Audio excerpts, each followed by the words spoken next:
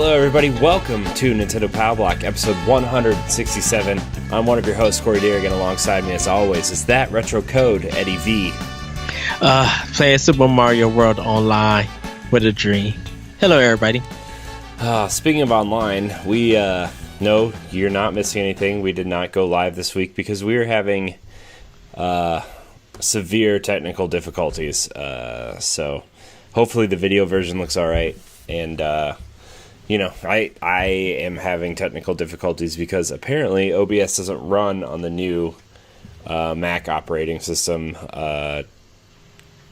Catalina or whatever it's called. It only runs on Mojave, so I'm waiting for that to update, which, knowing OBS and Mac, could be a year from now. So It's really stressing me out. I'm going to try to see if I can go back to the old operating system and see if that will help. So, yeah. Anyways, how are you doing, Ed? You doing all right?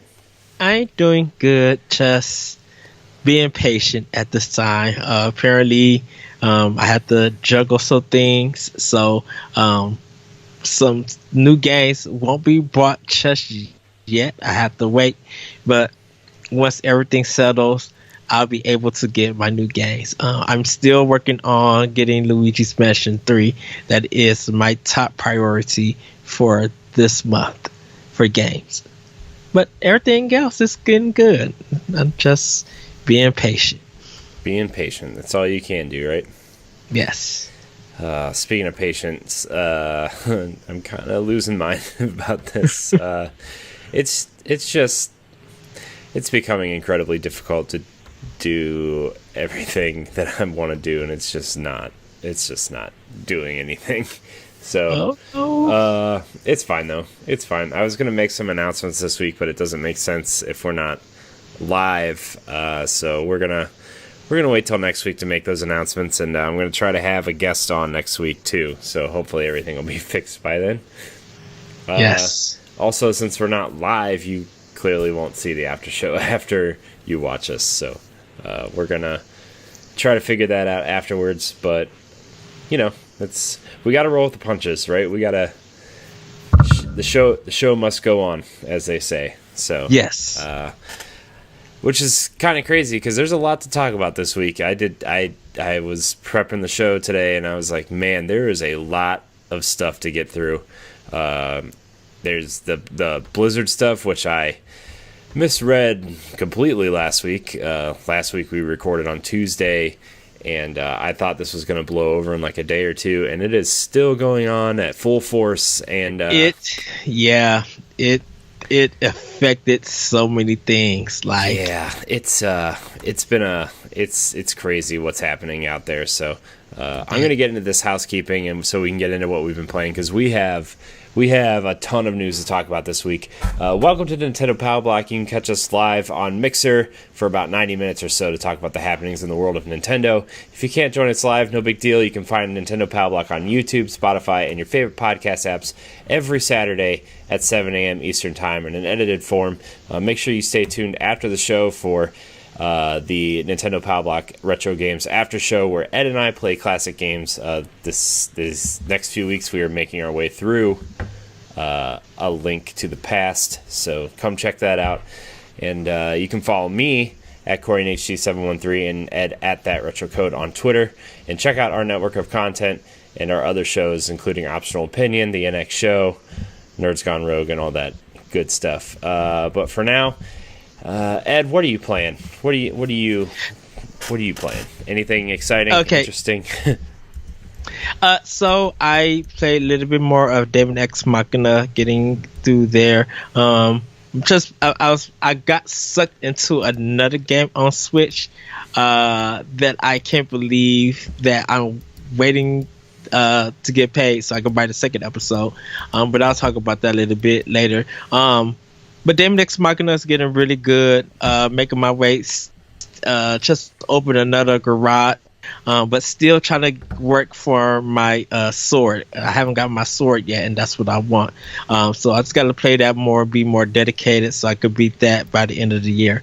Played a little bit of Final Fantasy IX. Did a lot of grinding, getting my characters up close to level 30, and I had to kind of like progress the story a little bit. But right now, I'm still about to grind them up and get them a little bit stronger. Played a little bit of 9 parchments, which is like kind of something like Diablo 3. You know, it's in that very kind of indie game. Still playing that. But the game that I want to focus on is called Adventures of Bertram Fiddle, Episode 1, A Dreadly Business. This is a point and click adventure that is kind of weird. It wants to be Sherlock Holmes, but it's not. It's like a British old school, like 1800s kind of take on it, where, you know, it has a little bit of steam power and stuff. It's very comedic. It's about this guy named Bertram Fiddle who is on a venture, and he has this sidekick who has one eye. He's like a cyclops, but he's really strong, and you know, you use him to push like heavy objects and everything. It's probably about maybe like 2 hours if you do everything, try to figure everything out, but it's not that long of a game because it's episodic, and it's funny at times, but also weird and somewhat like not disgusting, but gross, because of all the weirdness that is in this game. They have a part 2 out on Switch for $10, which I'll probably get soon because I want to see how this game goes. It's about you trying to catch Jeff the killer. You know, he's kind of a serial killer in this little town. And you find a clue out by him bumping into you, and when when leaving your house with your sidekick, you're carrying your dog in like a little steel cage in a bag. Well, after Jeff the murderer knocks you, he drops a bag and you drop a bag, and of course, kind of a little cliche pop, the bags get switched. So now you're trying to find out, you're trying to find out Jeff the murderer so you can return his bag and get your bag back. But kind of find out it's a head that's been severed off. And you have to go around town trying to figure out who this head belongs to and everything. And you do run into Sherlock Holmes, who is kind of a jackbutt, I would say that. Mm-hmm. And you kind of have to deal with him in a little bit, but not throughout the whole the whole thing. Like I said, it is point and click, so you can do touch with your hands. So you can, if you're playing in handheld mode, you could touch different parts where to go and combine stuff. You also could do it with the Joy-Con and with the Pro Controller. So, but it's a really good fun game. I played it yesterday and today, before this recording, and I ended up finishing it. And it leads to another episode, so I can't really wait to play it. Other than that, that's pretty much all I did for Switch. I haven't played Zelda or Astral Chain because I got sucked into some indie games. So, yeah. That's all I've been playing. And another game that I'll talk about. Well, I talked about it on the NX show, but you guys can watch that episode a little bit later. Because, you talking about frustration, Corey. I'll tell you after the show. Oh man. Well, I didn't really play a whole lot on Switch this week. I played some Fire Emblem, which there's nothing really new to talk about, and that's kind of it, to be 100% honest with you. I've just been really busy trying, and Ed and you and I have talked about some things that we are prepping for the future of what we're trying to do here, and I feel like we talk about the future of us a lot, but it's finally coming into a place where I think fruition. Yeah, and there are some big announcements I wanted to make tonight with that, but we're gonna postpone that one more week at least. So maybe we'll save it for the pre-show next week and have even attach the pre-show to the regular show before the regular show starts, because we want to talk about some things and what our goals are and what we really feel like we want to accomplish. So yes, but yeah, it's been a sparse week for me on Switch, and I know a few people are getting The Witcher on Switch, and people are actually saying it's a really good version of the game, which I kind of want to check it out, to be honest with you. I did watch some gameplay stuff. I did try to see what Digital Foundry was doing and Nintendo Life was doing. There are a lot of noticeable differences, but not in a bad way. It's just it's more of a where can we kind of cut corners where people won't mind, and that would be things kind of certain lighting effects. There's a lot of lighting in that opening scene where Geralt's in the bath and he gets out and stuff. There's some lighting missing. There's some light textures, downgrades and stuff, but overall it looks pretty decent. The fact that whole game and all the DLC fits on one card. It's oh my gosh. And people knew that, just The Witcher 3 alone, the original version was built for powerful systems. So for them to downgrade it and to actually get it to working on Switch and get it in portable mode is a feature of itself. So, and people, as much as they laughed at it, people are picking it up and literally shocked. People are discussing and be like, this is a really good port. Yeah. So it's pretty cool. I'm liking what I'm seeing of that game. I just other things have kind of been in the way, finishing Gears with Jesse, and I got Control, and Destiny has taken up some time, so my Switch is in the dock charging for when I'm ready to attack some more Switch games, so which is coming soon in Luigi's Mansion. So you did finish Gears 5? No, we're about halfway through Act 3, which not to make this an Xbox podcast, but Jesse and I decided to tackle Gears 5 on quote experienced mode, and it's incredibly difficult. So yeah, anyways, that's what we've been up to. Yes. Yeah. Anyways, we're gonna get into some of these news bits because we have a lot to talk about.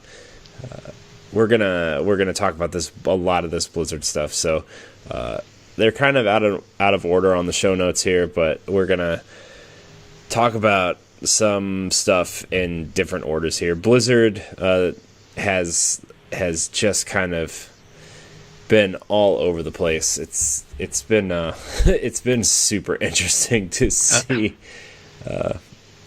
So our first story comes from Nintendo Life. Sorry, I'm trying to troubleshoot up here and podcast down here, and maybe I should just focus on podcasting instead of troubleshooting, because it's just going to drive me nuts. I'm downloading the old operating system now, so okay. Which is kind of nice that they allow you to do that, and then I'll just upgrade later. All right. Once they figure out the kinks. Sorry, everybody. I'm just all over the place tonight. I was not expecting this to happen again. Right, you're multitasking. I am, and that's the technical aspect. That's bad podcasting on my part, and I apologize to everybody. But speaking of apologizing, our first story comes from Nintendo Life. Blizzard cancels Overwatch Switch launch event, leaves Nintendo to apologize on its behalf with less than 48 hours notice. Come on. Earlier this month, it was revealed that the Nintendo Store in New York would be hosting a special launch party for Overwatch, which blasts its way on the Nintendo Switch this week. As it happens, Overwatch developer Blizzard Entertainment has canceled the event with hardly any notice and appears to have left Nintendo to apologize on its behalf. The event was planned to take place on Wednesday, October 16th, but Nintendo NY Store shared a message via social media just as Monday was wrapping up New York time. The message reads, "Please be aware that the previously announced Overwatch launch event scheduled for Wednesday, 10/16 at Nintendo NYC has been canceled by Blizzard. We apologize for any inconvenience this may cause. The event was free to attend but had very limited availability. Those fans who were lucky enough to secure a free ticket have therefore been given less than 48 hours notice that the event has been canceled." Interestingly, the official channels for both Overwatch and Blizzard haven't announced the cancellation, and Blizzard doesn't appear to have provided any reasoning for it either. Of course, it could be assumed that the cancellation is in relation to the PR disaster faced by the company after they opted to ban a pro Hearthstone player who voiced his support for the Hong Kong protests. Incidentally, if you're wondering why Overwatch still isn't playable on Switch despite it being out today, worry not. At the time of this writing, we have a handful of hours to wait before the servers go live. Man, this is one story. So the next story I'm going to read real quick, and we'll just kind of tackle it all at once. This comes from IGN. Blizzard officially responds to the Blitzchung controversy. Blizzard is reducing the punishment, but still says Blitzchung was in, quote, violation. Blizzard has responded to the controversy regarding Blitzchung, stating that it will give Blitzchung his prize money and will lower his ban from professional Hearthstone play from 1 year to 6 months. However, it does not offer an apology or remove punishments against Blitzchung following his support of the Hong Kong liberation movement.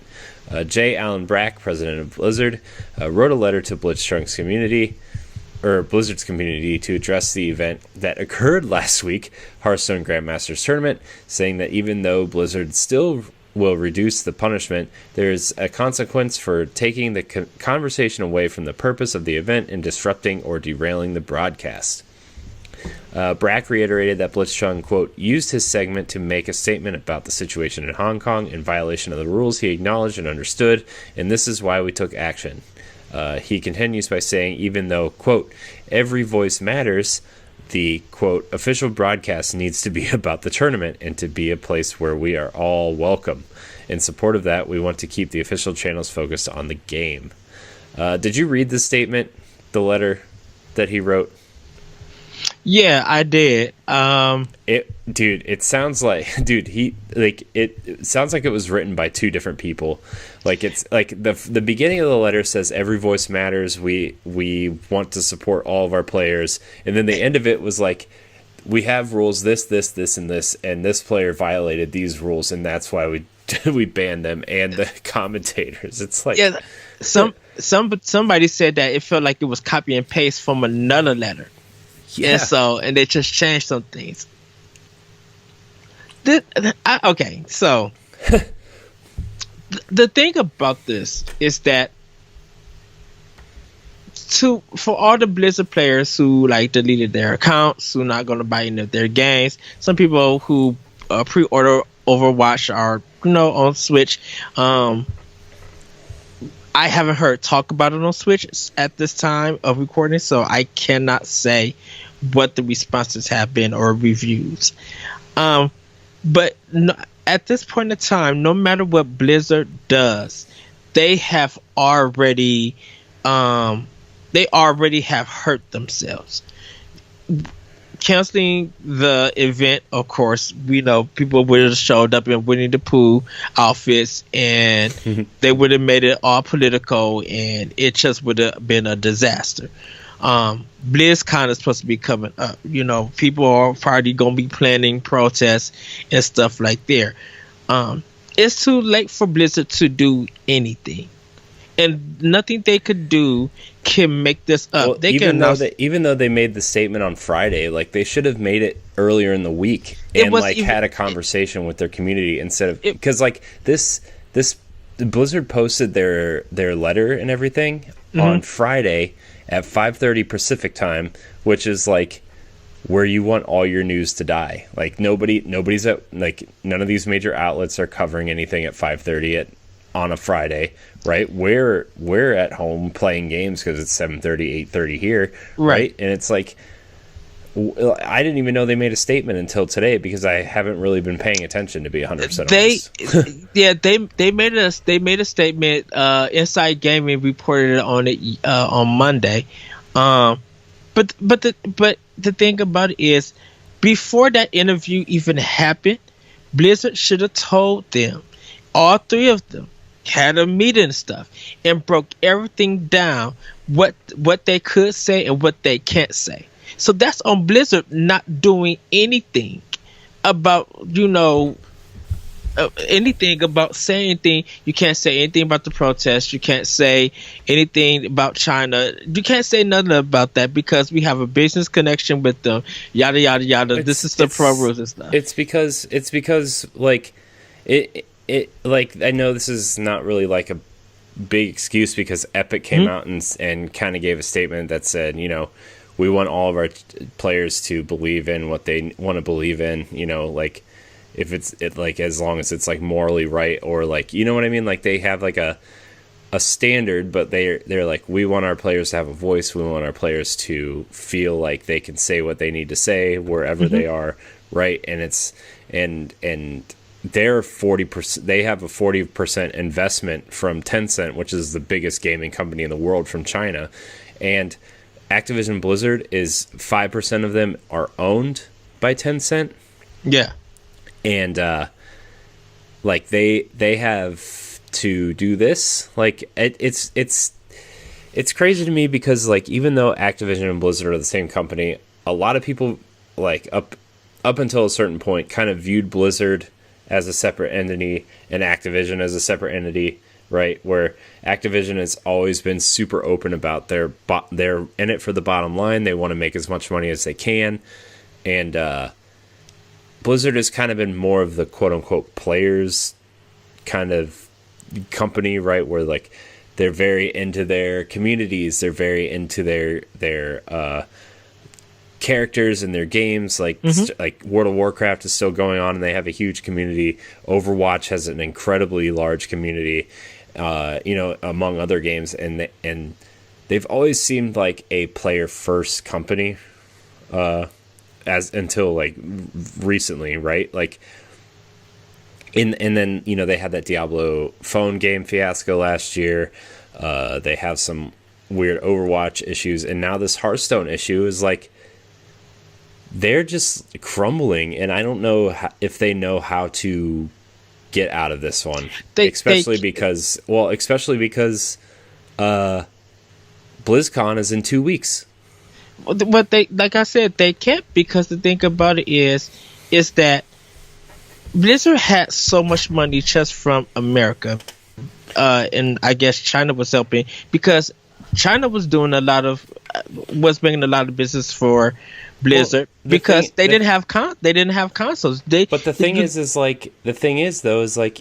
you have your American arm and you have your European arm, and then you have your like Asia market arm, which takes care of like that region, right? And like even though it's one giant company, you kind of have to have autonomy, right? That's not the word I'm trying to say. Where like everything just kind of happens automatically, without like an overseer, right? And after like kind of looking into this and listening to some shows that kind of dove deeper on this subject, like this kind of seems like the Asian arm of Blizzard took action without having the Western side kind of coming in and having a conversation first before they did anything. It just kind of seems like the Asian arm kind of took over without any consequence from the like rest of the company. Yes. And like, look, don't get me wrong, I'm not like trying to be whatever here. Blizzard is a company that has the right to do whatever they see fit, right?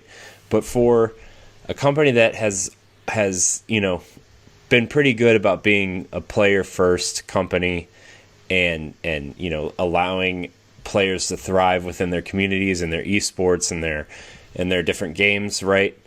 This is just as IGN put it, a PR nightmare. That now, even though it wasn't the Western side's fault, they still have to figure out how to fix it, because the perception from the general public is that now Blizzard took out this guy because now it seems like Blizzard is in China's pocket.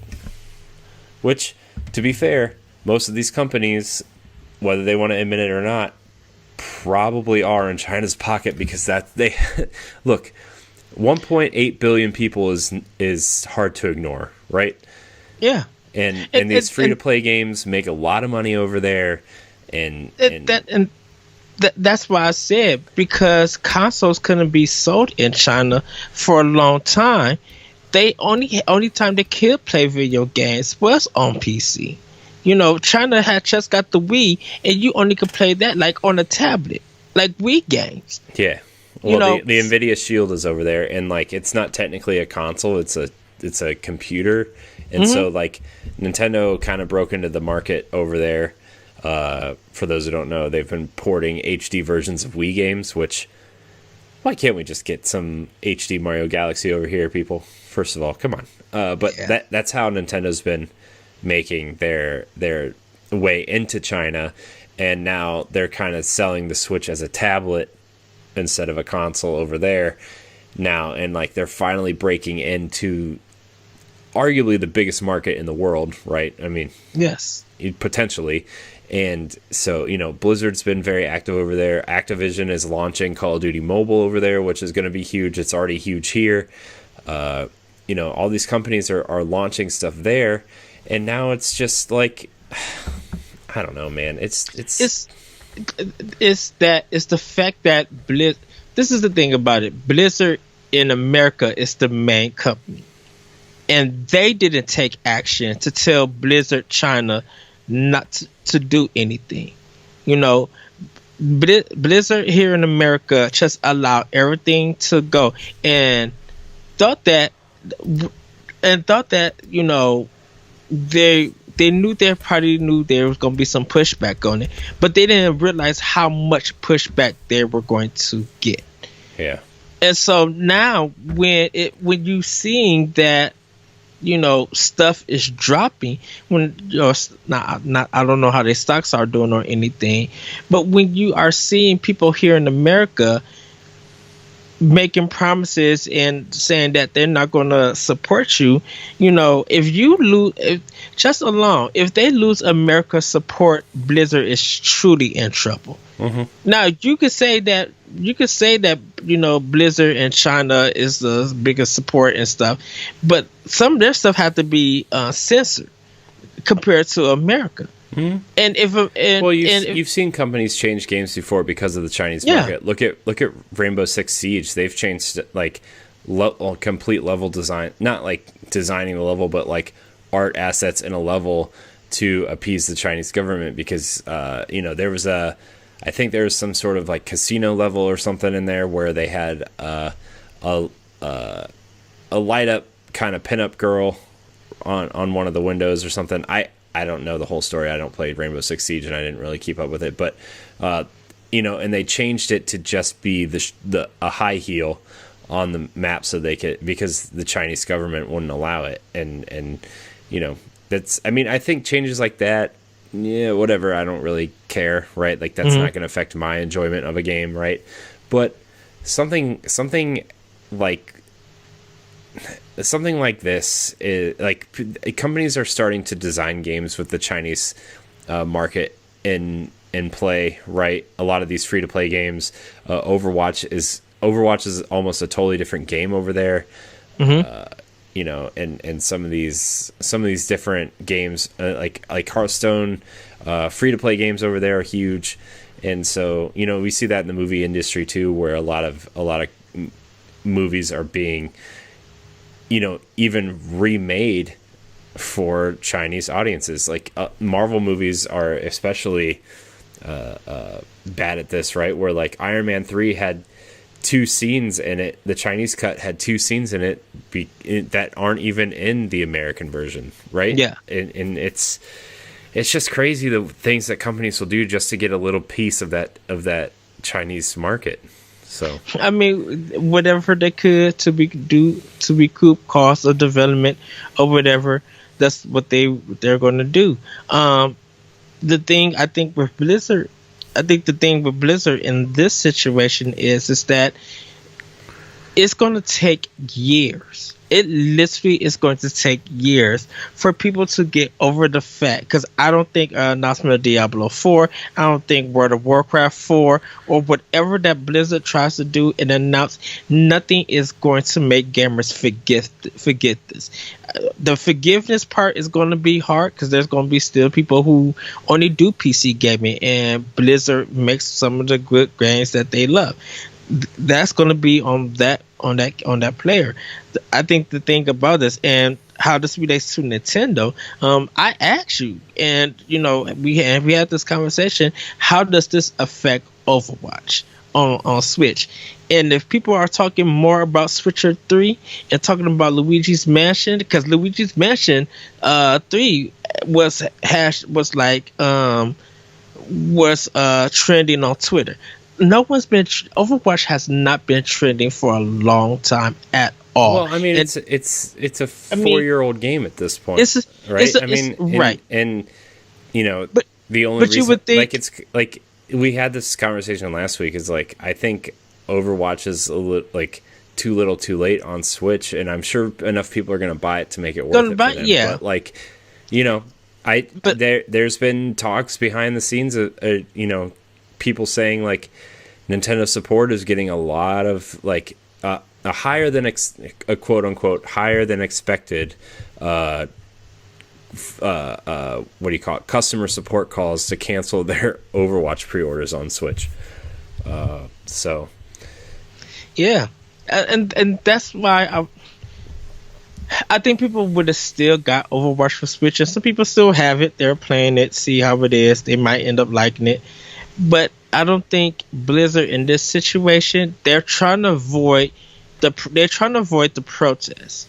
It's great that BlizzCon got us money, the suspension thing, and he even made a statement that about it and everything. It's the thing with BlizzCon, like if it gets to the point, I think they may cancel it.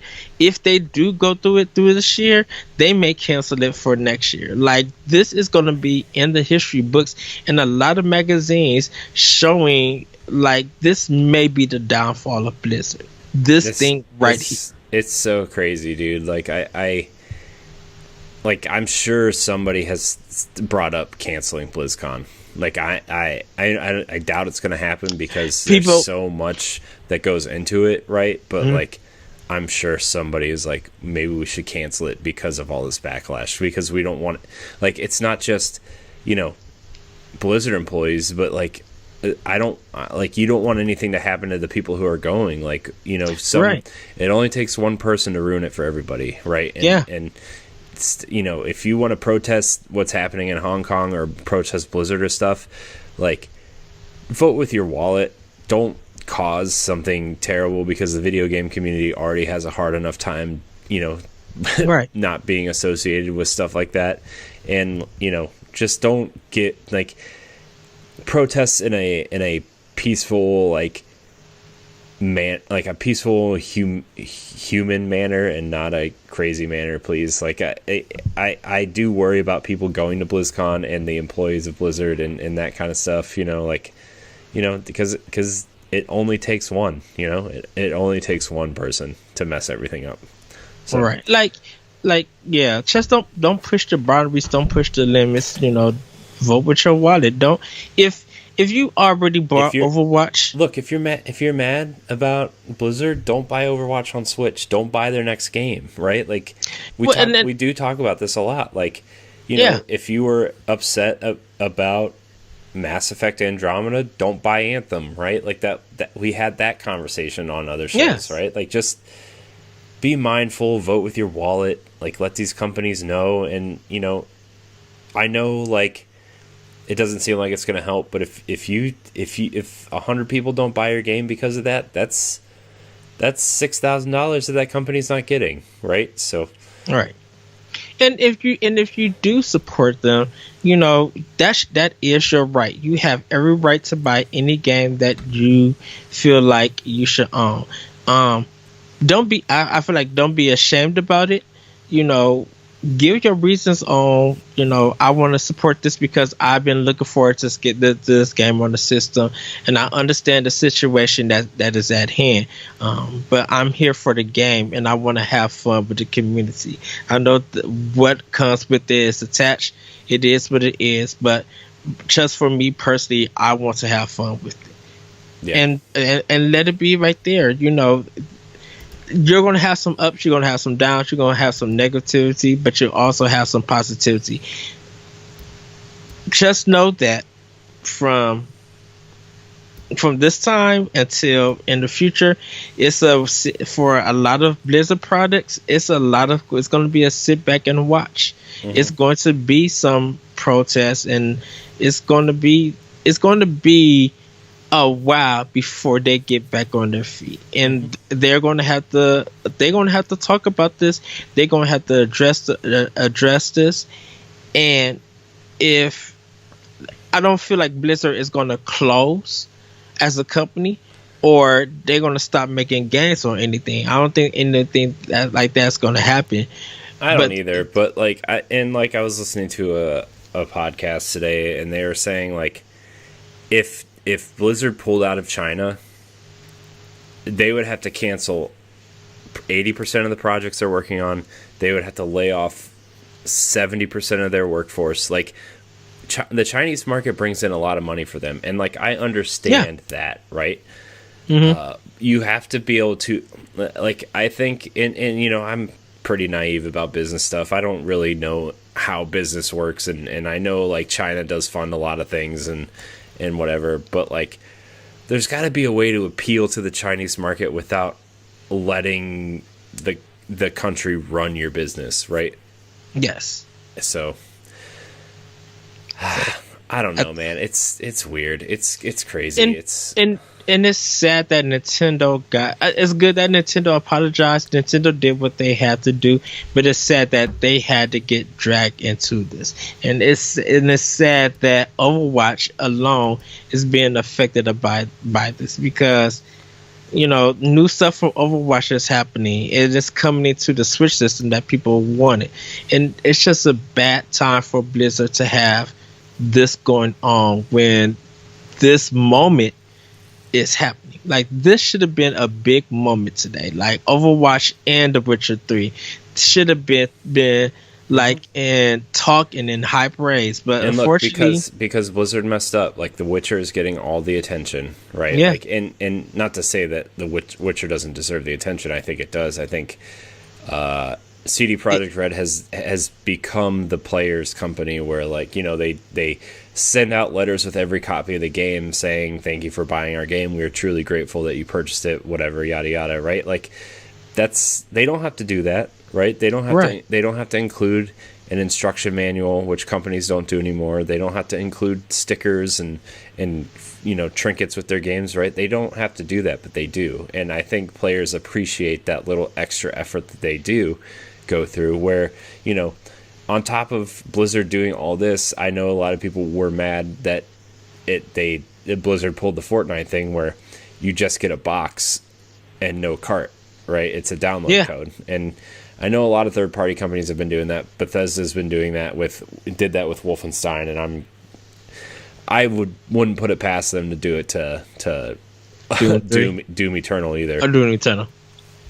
But a lot of people were mad about that, and it's what do they call it? Oh man, somebody had a really good meme about it. It was the digital experience for the physical collector or something, and I'm just like, wow.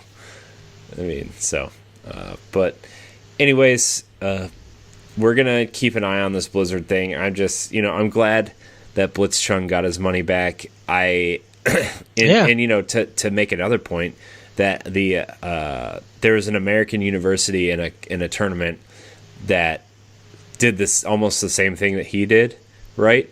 Where they protested the Hong Kong stuff during a match, and Blizzard didn't didn't do anything to them, so they forfeited the match because they didn't get the same punishment that he did.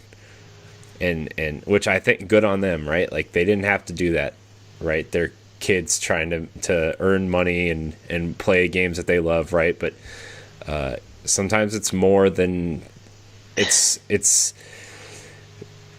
more than a game, right? Like it's about people being free and being about what you believe in and just being better people all around, and it's going to take a lot for that to happen, and the liberation of a free China is something that's going to take a lot to fight for, right? And so the last thing before we move on, let's see how Blizzard's esports turn out now for the future. Mm-hmm. Because if of course they're going to now make that rule like completely known to the participants, but like is anyone really going to be trying to do any of Blizzard's esports, or is something else that's an esport is going to gain those participants and those like.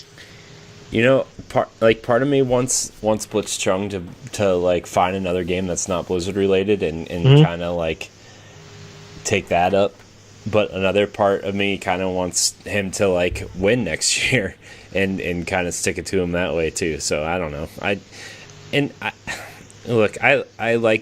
I'm not a huge Blizzard fan. I like enough of their games. You know, I like Overwatch a lot.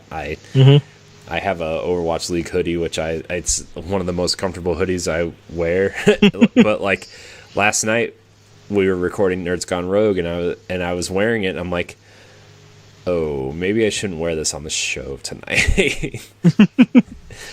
So, anyways, we're gonna keep an eye on this Blizzard thing. I'm sure we'll have a lot to talk about when BlizzCon comes around in the next month or so. So yes, please stay tuned. If they have it. Yeah, please be excited, and we'll come back to that. So our next story, though, a little bit happier news, I guess. We're gonna talk about Fortnite. Fortnite had an in-game event happen where the whole game got sucked into a black hole and literally disappeared for a weekend. And then the Fortnite account deleted all the tweets from its account. They really took this in-game event seriously, which they usually do, right? Like, say what you will about Fortnite, and you know, I know a lot of people don't care about Fortnite. I know a lot of people love Fortnite. I'm kind of one of those in-betweeners where I'm like, I'll play Fortnite if my friends are playing, right? But you know, they commit to their in-game events, man, to change seasons, and I like them for that. I think they do a good job of making their events feel earned and feel real and feel. And this one's no exception. For those who don't know, a black hole sucked up everything in the game. Even if you're on the character select screen, even if you're in a loading menu during this event. The whole game got sucked into a black hole, and the Fortnite Twitter account deleted all their tweets and just pinned a tweet with the black hole at the top with a very kind of spacey synth soundtrack. Yes. And then they released a cinematic trailer today, and the game is back and with a new map, a totally new map, a totally new new features, new guns, and stuff like that. So it's pretty weird. Fortnite is a weird game. I have a question. Is this just an update, or is it a sequel? It's Fortnite Chapter 2. It is the next chapter in Fortnite. So it's just an update. It's like this is Chapter 2, Season 1. So this is kind of like the way they're going to do a sequel, I guess, to Fortnite. It's just called Chapter 2, and whatever is happening in the game will just kind of go on from here. They've got some new skins, like new alien skins, which look pretty cool. New challenges. new kind of almost RPG-ish upgrade system where you can apply points to different things. I don't know if it's gonna where you can like use your upgrade points to build faster or run faster or something. I don't know. I'm not sure how it works. I do have an 11-year-old cousin who's pretty into Fortnite that probably could tell us all of this. But yeah, the Season 1 Battle Pass is available now. The game's available now.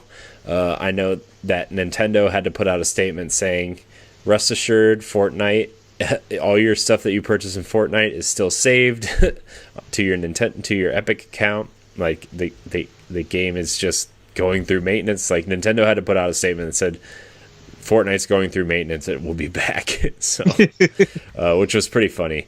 But the way Fortnite's evolving is pretty interesting. Like I think the way they do events and the way they evolve the game makes them stand out among battle royales. Personally, and I'm not a huge battle royale fan. I'm not a huge Fortnite fan, but the way they market their events is pretty strong, I would say. Yeah, all the memes that kids crying and breaking their TV, and Elon Musk brought Fortnite so he could delete the game, and all of that craziness and stuff. Like, people were making fun of the younger kids, and I don't know how Ninja was affected by this and Mixer. Well, I'm sure Ninja was in on the secret. Yeah, I'm just gonna throw that out there. Yeah, because he was on the Daily Show.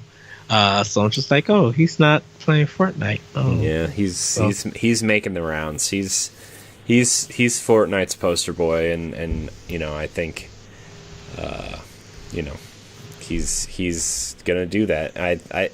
I also think, honestly, I think Microsoft is setting him up to be the poster boy for Halo, and I know he really is interested in Halo Infinite. He's been very vocal about that. For some reason, please don't, Microsoft. I do not I'm still gonna buy Halo Infinite, but I don't need him to be connected to that. Well, he's gonna be. So sorry, Ed. You are just gonna have to sit through it. Ooh, I don't want that. Yeah, it's fine. Ninja's fine. He's fine.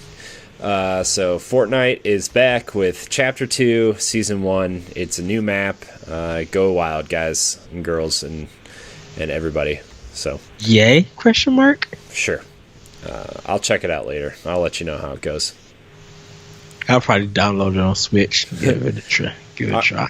Our next story comes from Nintendo Life. A classic Nintendo minigame released in 1974 has been found after a 20-year search. 49 down, 1 to go.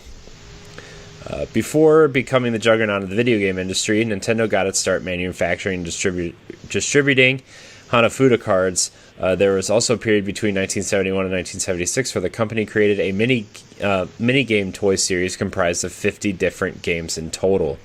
One of those is supposedly called Driving Shot, requiring players to score points by shooting 5 metal balls into a circular area.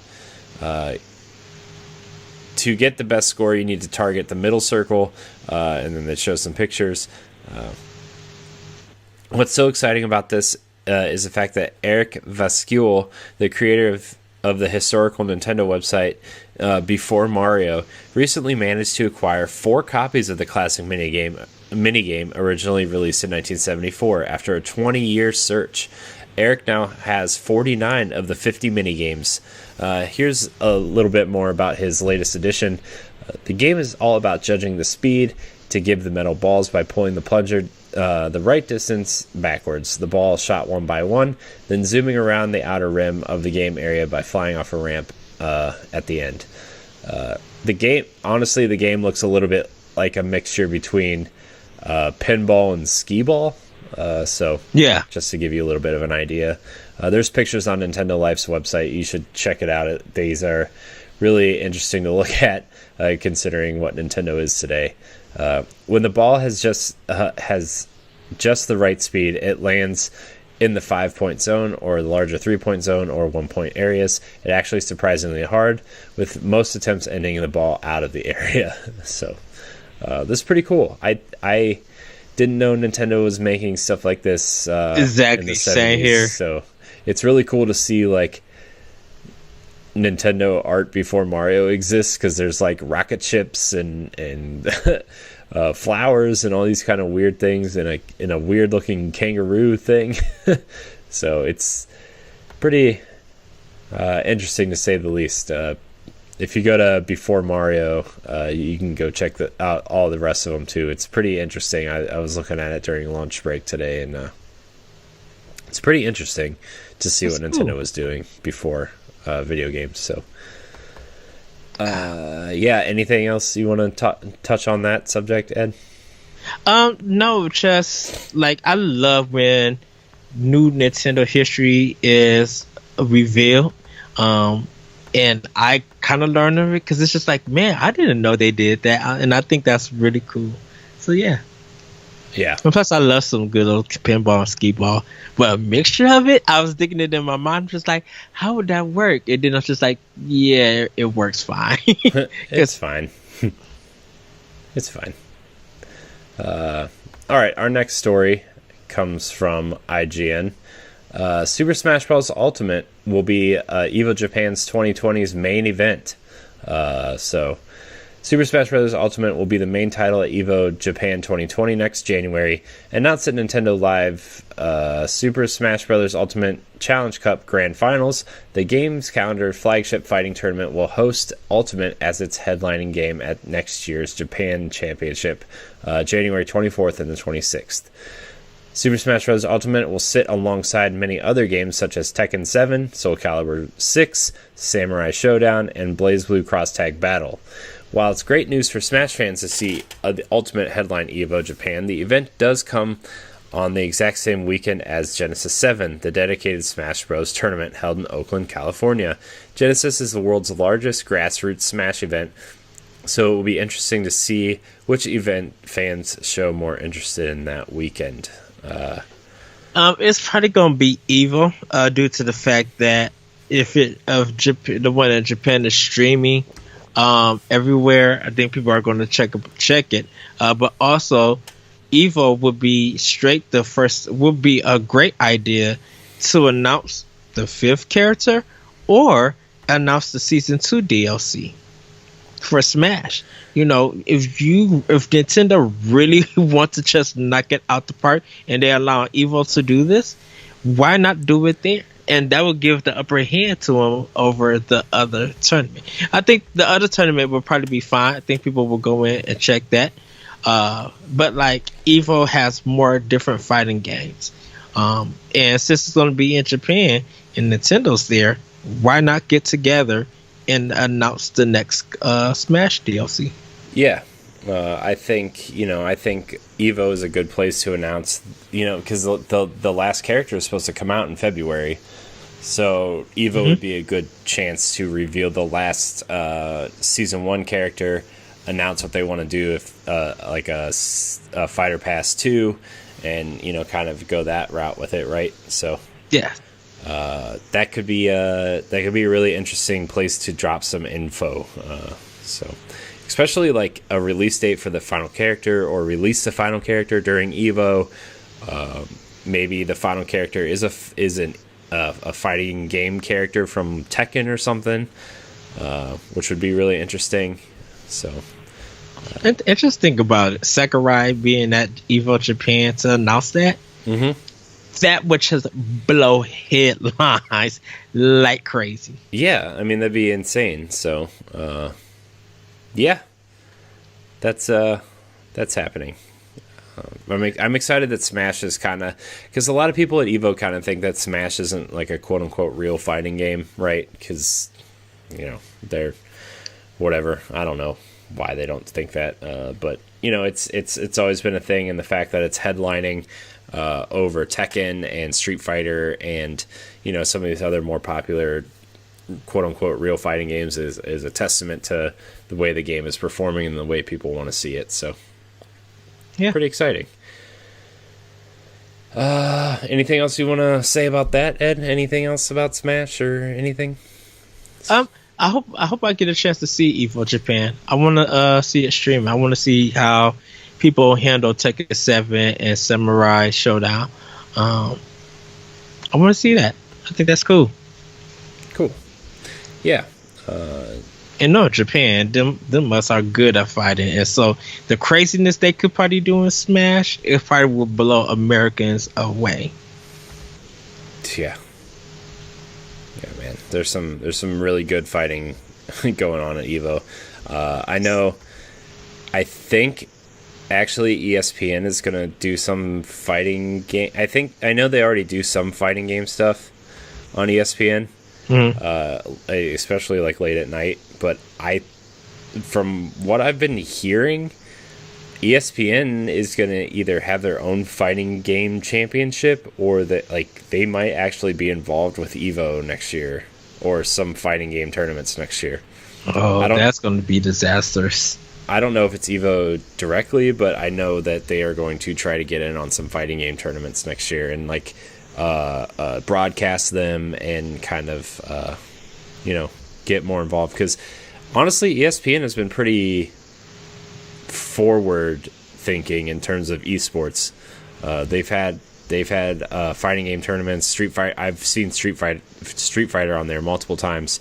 I know they want to. I know, with them being owned by Disney and everything, they want to stay away from like shooting games and that kind of thing. But fighting games have been on there. I know.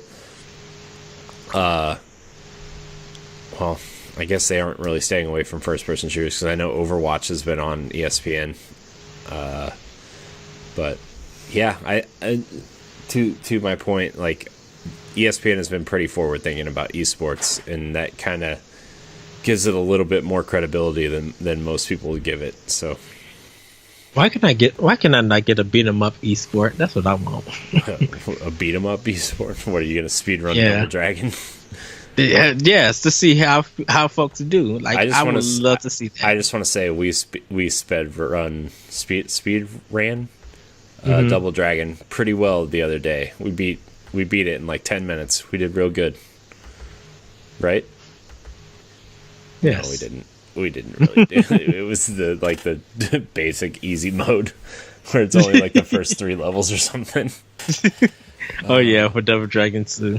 Yeah. So. But that's it. That's it for news. We got through that pretty fast, actually. Yeah. Well, by the time you guys see this, some new announcements from Pokemon Sword and Shield will be out. So. Yeah. We might actually do a deep dive on Pokemon Sword and Shield for our first Super Nintendo Power Block. We're going to make some official announcements next week, but we don't really have any questions for Question Block this week. So just to kind of wrap up the show, I kind of want to just give you guys an idea what Ed and I have been talking about. Little inside baseball, if you will. Yes. To what Ed and I have been kind of talking about. We've been podcasting for a long time, right? Ed, you and I, specifically you and I together. We're going on our 5th year together as partners in podcasting. Yeah. Yeah. 5? Yeah, about 5.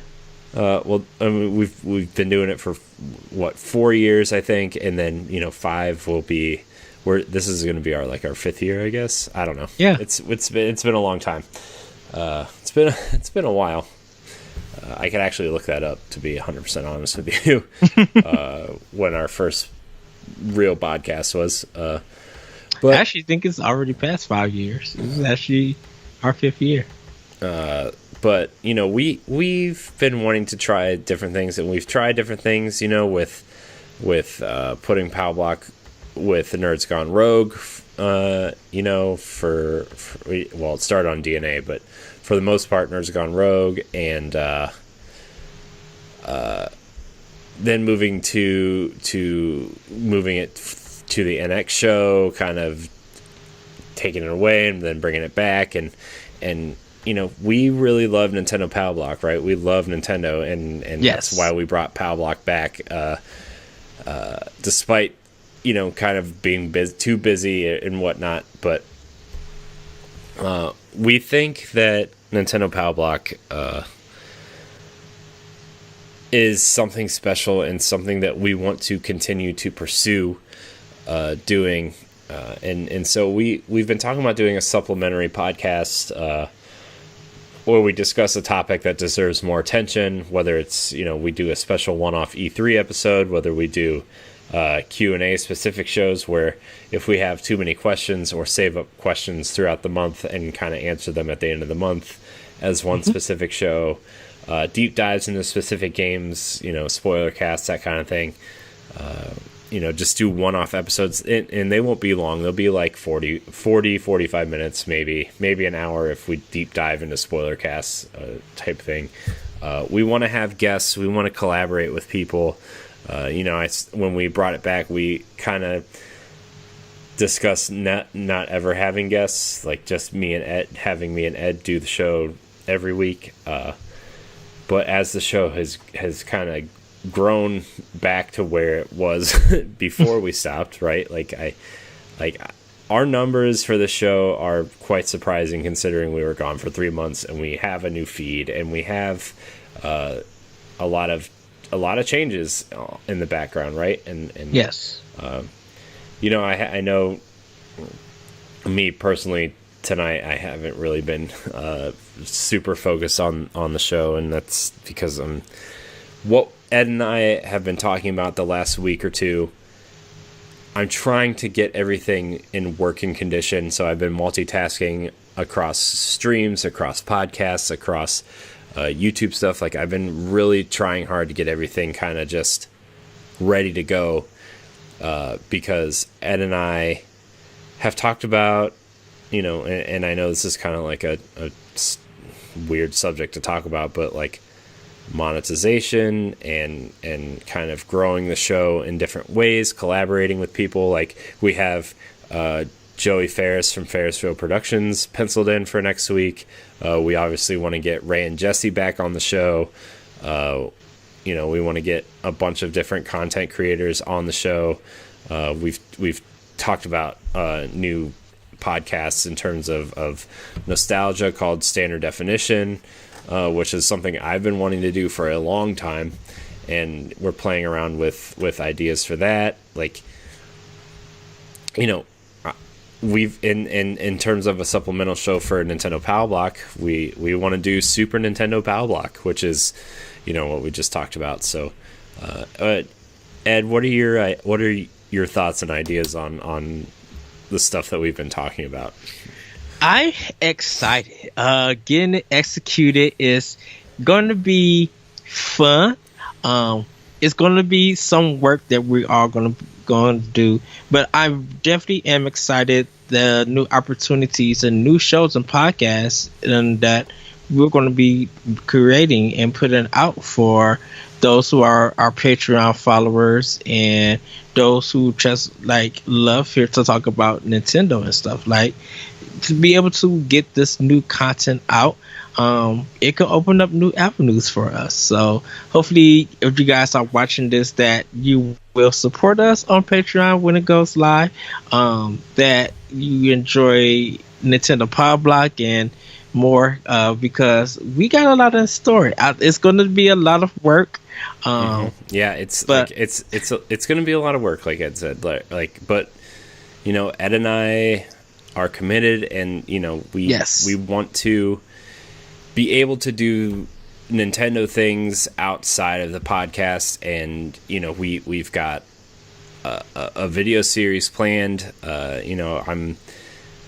Ed's gonna be my partner in this, and we're building a plan. We're building what we want to do, because I look at other podcasts and other groups, and tonight hasn't really been the best show, for me at least. I apologize, guys. I've been trying to get everything situated and ready, and the headache I've had the last 3 days trying to fix things, and this why we're not live tonight is because OBS doesn't run on the newest version of Mac OS, and it's just a nightmare. So I'm trying to revert back to the old version of Mac OS and everything, but just trying to get everything situated and building a plan, and trying to get things ready to go.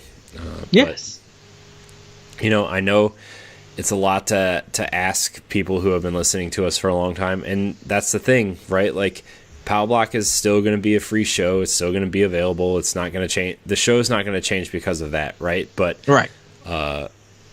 it's a way, because, and this is a weird thing to say on air, but we've had some fans ask, like, how do we support the show? Because it's just a thing you do now, is like you support creators through different means, whether you're donating or doing a Patreon or whatever. Like, we feel we have a show that is worth doing that for, right? Yes. And if you don't think it's worth that, then it's still going to be free, right? But the thing we want to do with Super Nintendo Power Block, aside from, I'm just going to read from the business plan that we created, right? Like, and it's not finalized or anything like that, but Super Nintendo Super Nintendo Power Block is a supplementary podcast where Corey and Ed discuss a topic that deserves more attention, Q&A specific shows, deep dives on specific games, and spoiler casts. This show is exclusive to patrons, though all spoiler casts for games will be made available for free 2 weeks after it posts for patrons. Like, that's the type of thing I think we have an idea for, and we want to do that, right? We've done 167 episodes of this, plus E3 coverage, plus expansion packs, plus, everything that we've done before this. We feel like we want to commit to this and have it grow. And Ed's going to be my partner. I'm going to treat him like a partner. I know you find the show on the Corey and HD YouTube channel, and we're going to try to figure this all out. And we have Thoughts in HD, where Ed and I are going to work and write and produce YouTube videos, a video series every other week, and we're going to do a Let's Play series every other week, and we're going to do our Nintendo Power Block retro game show. We're going to do we have a lot of things that we're excited for. So yes, I don't really know how else to say it, but that's what we want to do, and that's what we're going to do. We're going to bring back our seasonal shows that we used to do for Nerds Gone Rogue, and we're going to do it for through the Nintendo Power Block and this channel, right? Like Nindy Showcase we want to do. We want to bring back Pod and Play. We want to do a bunch of other things too. So we are gonna start small. We're gonna start focused, and depending on how people react or support us, we'll look at doing more things. And all the stuff, a lot of the stuff is going to be free at some point. We just want to give people who want to support us more the chance to watch it first or see it first. But early access. Yeah. Early access that's worth it, I should say. Yeah. So when we do a season, for example, we're going to do Pod and Play and Nindy Showcase. They're going to be 10 episodes long. We're going to do 2 seasons of each show a year. That's the plan, at least. Maybe 3 of each if we get that far, right? But that doesn't even make sense. If we did 3 a year, 3 seasons. Yeah, but that would be 60 episodes in a year. Is only 52 weeks. But anyways, that doesn't matter. You might be surprised. We'll adjust on the fly if we need to, right? But my point is 2 weeks after Pod and Play, we'll release each episode a week like we used to on our Patreon. As soon as the season is over, 2 weeks later or a month later, the full season will be available on demand on our YouTube page for free. Right? That's how I think we're going to do it. So, yes. And then of course you can visit the website to see what we're writing and what we're trying to tackle. Also, there's some things Ed and I need to talk about that way too, but it's something we really want to do and something we really think we can do. And obviously we want to collaborate with people and get people in on our shows, as well as, hopefully do stuff with them.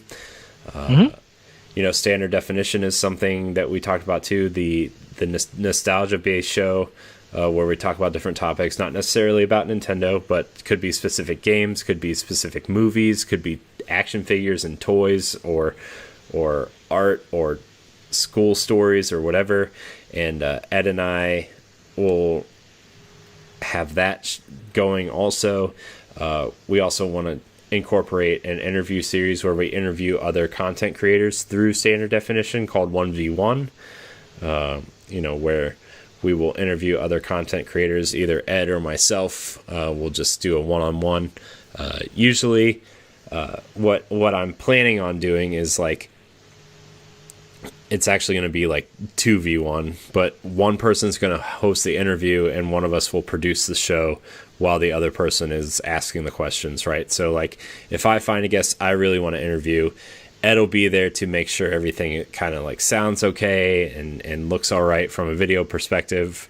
And then if Ed is interviewing someone, it's going to be the other way around, right? So yes, that's kind of where we're at on that thought. Like we've given this a lot of thought, and we've come up with cool things that maybe you guys would be excited for, like t-shirts and we're like I said, we're probably going to make an announcement next week in terms of like maybe making a separate video or a separate podcast explaining all this stuff. But I'm excited to kind of do this. It's something that I've been honestly thinking about and dreaming about for 4 or 5 years. I see people being successful all the time, and I know there's people out there that Ed and I both listen to that have their own, and I think to myself, our content is on par or better than this, and they're pretty successful. So yes. But also, like, I don't want to overwhelm ourselves either, right? Like, I think podcasts are becoming bigger and bigger every day, and this is just the way that podcasts are going. The YouTube stuff is more of a supplementary thing for us, because we like podcasting, and I think that's our bread and butter, at least. So, and there's other things that are that we got to talk about too. Like, we got to talk about what we're going to do with the NX show, on that side of things as well.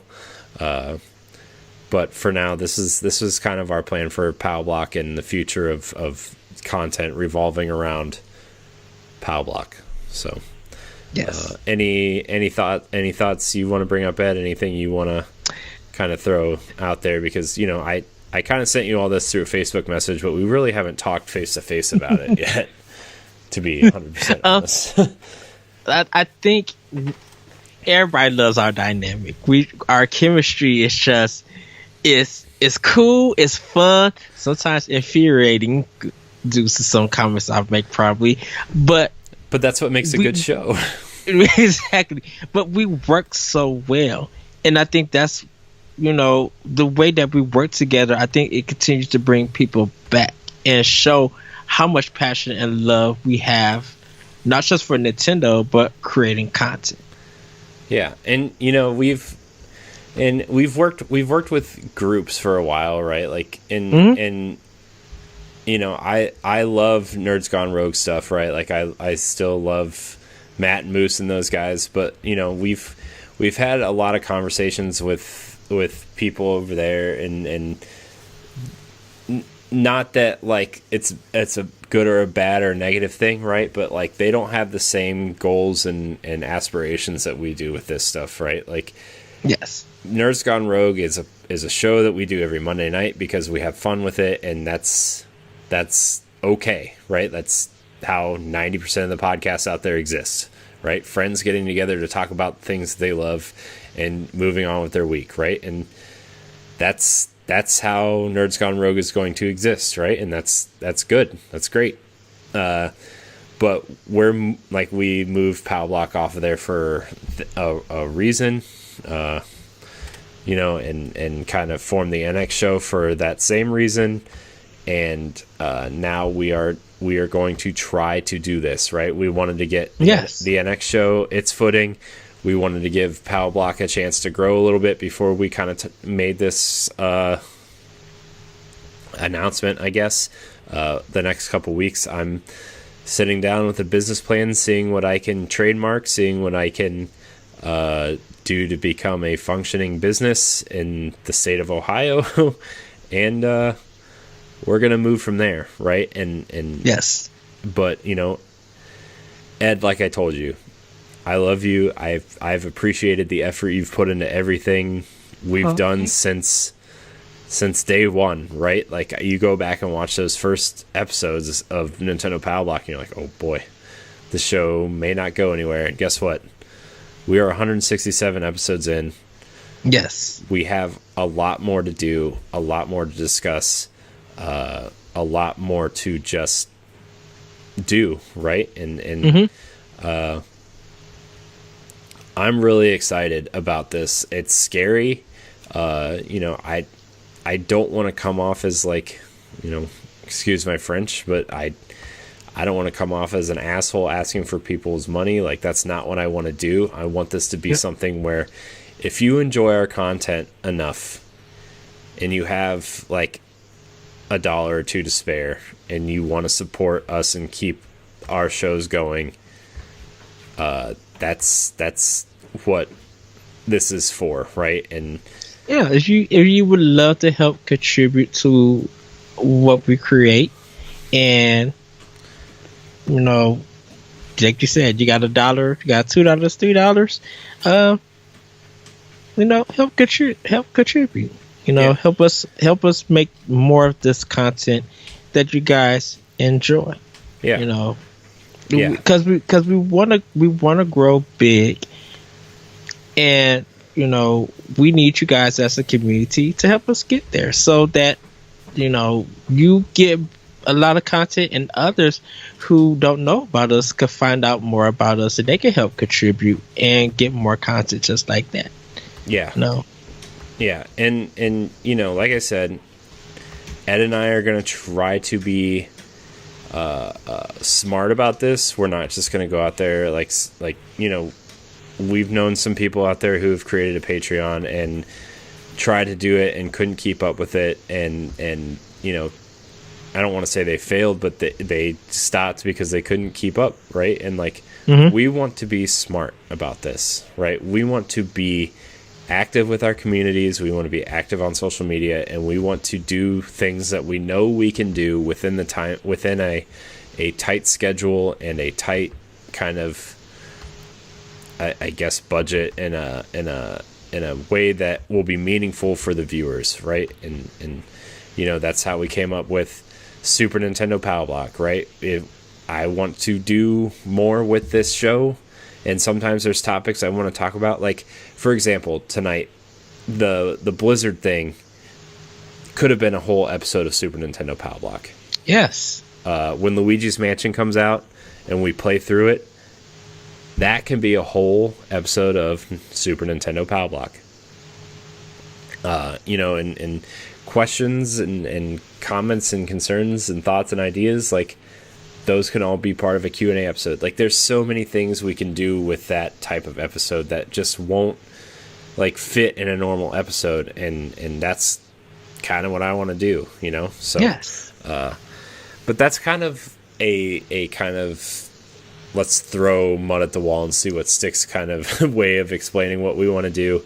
Ed and I will have a more cohesive video go up, and not a real episode of Nintendo Power Block, but I'm sure we'll put the audio version up on the podcast feed to let people know what exactly we're doing and kind of walk through the business plan with everybody, so nobody feels like we're trying to cheat people out of listening to Nintendo Power Block, because that's not what we want to do, right? We love doing Nintendo Power Block, and just from the last week or so, our show is up 109.5% over the last 14 days than it was the previous 14 days.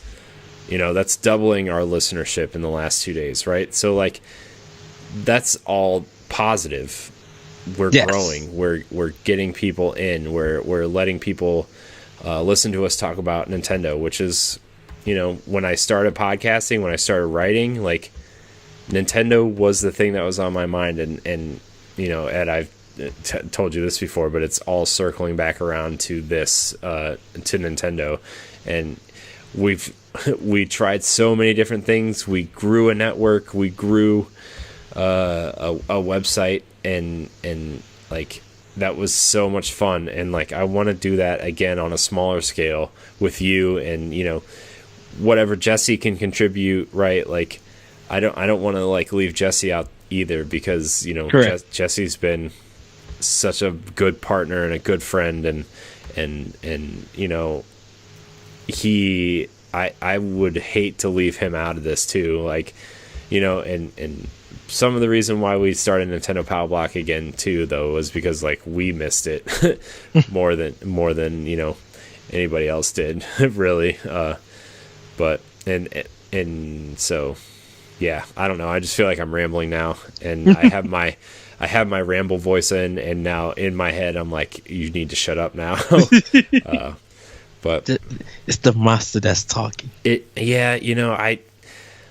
I'm tired and a little bit frustrated still, and just talking about our podcast and what our plans are has kind of kept my mind off of it a little bit. But that's a plan that is moving forward. And don't worry, like I said, no, Nintendo Power Block podcast is going to still be free for everybody, right? Yes. It's still going to come out on Saturdays for everybody. It's still going to be free. It's still going to be the show that you always listen to, right? Like, it's still going to be that. There's just things that are surrounding the show now that we would like to get into and see if we can do it. Like, I really want to see if we can do it. I believe in us. Ed, I think you believe in us. Yes. My wife said, you better start making money off this or I'm going to murder you. I'm just kidding. She didn't really say that. But my wife believes in us, and, her and her sister own their own business. So I'm going to go over this business plan with her sister in the next week or so before we finalize things. I'm going to finalize some logos and everything for us. And, I believe in us. I believe in you, Ed. I wouldn't keep podcasting with you if I didn't. I mean, I probably would, but... I would look for you, be like, we need to do another episode. I love you, Ed. I could not think of anybody else I would want to do this with, and despite, your... what would we call it? Your interesting takes on things. Well, questionable content. That's what's going to make this show something fun to grow. So, but I love Nintendo Power Block. I love Nintendo. I love podcasting. Same here. And this is us now, Ed. This is what we're doing now. So. What adventure we're going to be going on. Yeah, and the same goes with Standard Definition also, right? Like, the base episodes of Standard Definition are going to go free every week too. It's just finding time to sit down and finally figure out what we're going to do with that as well. So, but yeah. This is our last couple of seconds of Nintendo Power Block. I want to thank everybody for watching and listening. I do apologize again that we could not go live this week because of some technical difficulties with OBS and Mac OS and stuff like that. And before you say buy a PC, whatever, I had one. Guess what? It died. It broke, and I had someone build it for me. So. Every time I get a Windows machine, it's just a bad idea. So, I could add Windows to my Mac, though. I have been looking into that. to make it easier on us if we move forward with all this. So, but anyways, I want to thank everybody so much for watching. Remember, you can catch Nintendo Power Block every Saturday at 7 a.m. Eastern Time on your podcast service of choice, on Spotify and on YouTube. I encourage you to come over to Mixer and follow us there as well.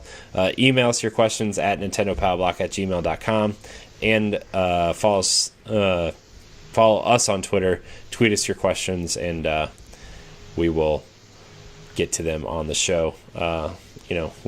Ed, I know you're off on Thursday, so maybe we can plan some small business meeting there and to flesh all this out before I finalize everything. So, Ed, where can we find you?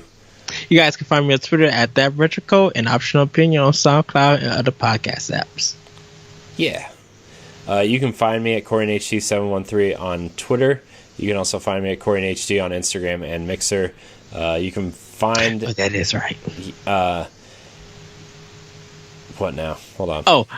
You can find me. You can find me as the Lyrical One on Twitch and on Mixer also. Yeah. You can also catch the Nintendo Power Block after show when we go live. You can find us playing A Link to the Past, which we might try to do on Thursday as well. Record that episode because I don't really want to miss one.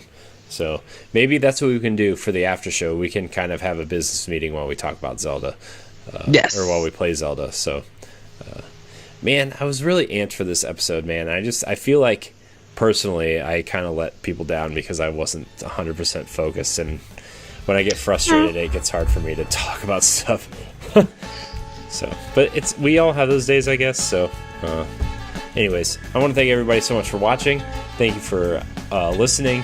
And rate and review and subscribe to us as well. And we will see you next week.